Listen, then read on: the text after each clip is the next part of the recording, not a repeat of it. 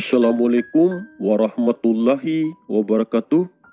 Halo sobat, berjumpa lagi di MSLB Channel. Salam damai, salam sejahtera. Informasi ini tentu saja menurut versi kami. Jika tidak sejalan dengan apa yang kalian rasakan, berbeda dengan apa yang kalian alami, dan berbeda dengan apa yang kalian ketahui, dan berbeda dengan apa yang diinginkan oleh orang-orang yang merasa dan mengaku dirinya sebagai Imam Mahdi ataupun Al-Mahdi. Itu adalah hal yang biasa, karena setiap orang yang menyampaikan informasi tentang kekasih pilihan Allah pasti akan mempunyai versi kisah cerita yang berbeda-beda. Menurut kami, bahwa sosok seorang manusia pilihan Allah yang sudah menjadi khalifah pemimpin bumi saat ini muncul dari kalangan tarekat tasawuf sufi. Karena setiap jalur tarekat masing-masing mempunyai nasab atau silsilah-silsilah keturunannya sampai kepada Rasulullah Muhammad SAW. Entah itu nasab atau silsilah keturunan jasad, ataupun keturunan ruh, ataupun keturunan nur. Keturunan jasad ialah seperti para juriat Nabi yang tercatat, yang terlihat, yang banyak diketahui oleh banyak orang keberadaannya. Seperti para syahid, para habaib yang tersebar di beberapa negara muslim. Dan keturunan ruh ataupun keturunan nur inilah yang selalu tersembunyi keberadaannya, yang sangat sulit ditemukan. Keturunan ruh ataupun keturunan nur inilah para manusia pilihan Allah yang mewarisi arwahul muqaddasah Rasulullah Muhammad SAW, ataupun yang mewarisi roh kerasulan. Manusia pilihan Allah yang mewarisi Nur Muhammad ataupun nurun ala nurin, yaitu cahaya di atas cahaya. Manusia pilihan Allah yang mewarisi isi dada atau isi kolbunya Rasulullah Muhammad SAW. Setiap sahabat Nabi tentu saja memiliki jalur tarekat, seperti Sayyidina Ali bin Abi Thalib radhiyallahu an memiliki jalur tarekat Qadiriyah. Begitupun dengan sahabat Nabi Abu Bakar As-Siddiq radhiyallahu an memiliki jalur tarekat Naqsabandiyah.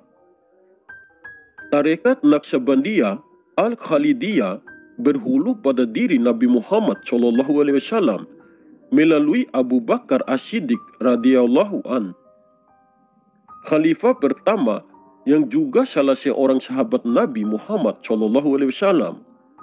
Tarekat ini merupakan salah satu tarekat sufi yang paling luas penyebarannya.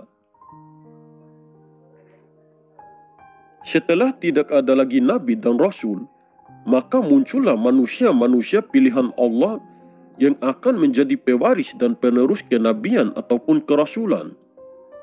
Dan setiap zamannya, manusia pilihan Allah yang akan menjadi pewaris dan penerus Rasulullah pasti akan muncul dari kalangan tarekat tasawuf sufi.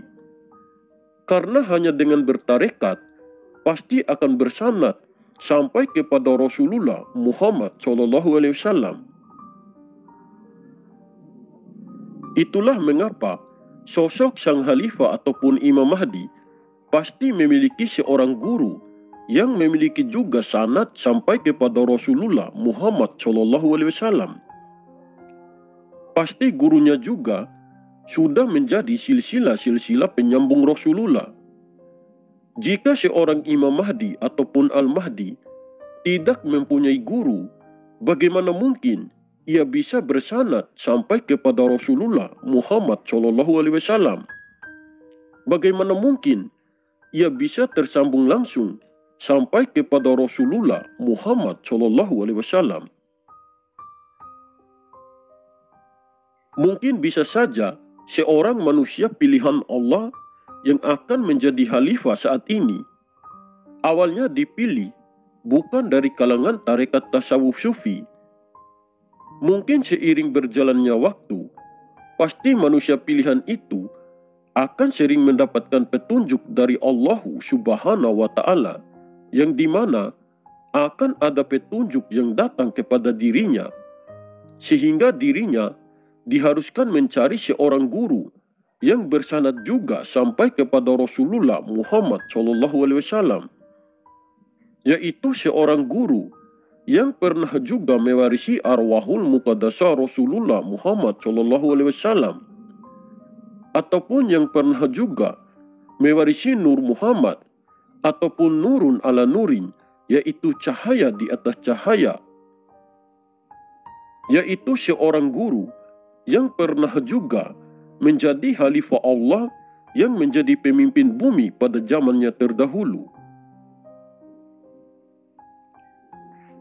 Sesuai petunjuk dari Allah, pasti manusia pilihan itu akan mencari seorang guru yang memiliki juga sanad sampai kepada Rasulullah. Entah ia akan mencari melalui rohaninya ataupun mencari dengan johirnya.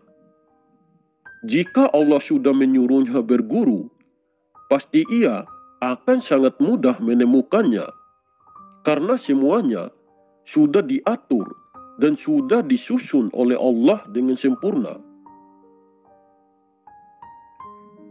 Jika manusia pilihan itu sudah menemukan seorang guru sesuai dengan petunjuk Allah, entah ia menemukan dengan rohaninya ataupun dengan johirnya, maka ia akan segera berguru kepada seseorang itu. Dan seorang guru itu pun pasti akan mengetahui melalui petunjuk dari Allah Subhanahu wa Ta'ala bahwa yang akan menjadi pewaris dan penerus selanjutnya adalah murid yang datang kepadanya atas petunjuk dari Allah Subhanahu wa Ta'ala. Apa yang diwarisi dari gurunya tentu saja akan mewarisi lagi arwahul muqaddasah Rasulullah Muhammad SAW, ataupun akan mewarisi lagi Nur Muhammad yang bersarang di dalam diri gurunya. Karena yang memilih manusia untuk menjadi khalifah pemimpin bumi bukanlah dipilih oleh manusia, melainkan dipilih langsung oleh Allah Subhanahu wa Ta'ala melalui perantara gurunya. Jika dipilih atas kemauan dan keinginan manusia, tentu saja gurunya akan memilih lagi di antara anak cucu dari keturunannya sendiri. Jika masa kepemimpinan gurunya sebagai khalifah telah usai, maka gelar khalifah yang akan menjadi pemimpin bumi akan diwariskan lagi kepada seorang manusia pilihan Allah yang akan menjadi lagi khalifah pada zaman sekarang ini. Dan kemunculan seorang khalifah pemimpin bumi saat ini diberi gelar sebagai Imam Mahdi ataupun Al-Mahdi. Dan setiap manusia yang dipilih oleh Allah untuk menjadi khalifah pemimpin bumi sulit diketahui oleh banyak orang, kecuali orang-orang yang sudah dikehendaki oleh Allah Subhanahu wa Ta'ala. Jika seseorang yang digadang-gadang sebagai khalifah Allah yang bergelar Imam Mahdi ataupun Al-Mahdi tidak memiliki guru yang bersanad sampai kepada Rasulullah, ataupun tidak memiliki nasab atau silsilah yang jelas sampai kepada Rasulullah, berarti itu bukanlah khalifah Allah yang sebenarnya. Dan jika seseorang yang digadang-gadang sebagai khalifah Allah yang bergelar Imam Mahdi ataupun Al-Mahdi tidak mewarisi arwahul muqaddasah Rasulullah ataupun tidak mewarisi Nur Muhammad di dalam dirinya, berarti itu bukanlah sosok khalifah pemimpin bumi yang sebenarnya. Saya seringkali mengatakan, kalian boleh percaya atau tidak dengan informasi yang saya sampaikan. Terserah kalian saja Yang penting saya sudah berusaha berbagi informasi ini. Kalian ambil saja poin positifnya dan kembalikan saja pada keyakinan kita masing-masing. Oke sobat, mungkin ini saja yang bisa saya sampaikan. Lebih dan kurangnya saya mohon maaf. Semoga informasi ini bermanfaat. Terima kasih. Wallahu a'lam bishawab. Wassalamualaikum warahmatullahi wabarakatuh. Salam MSLB.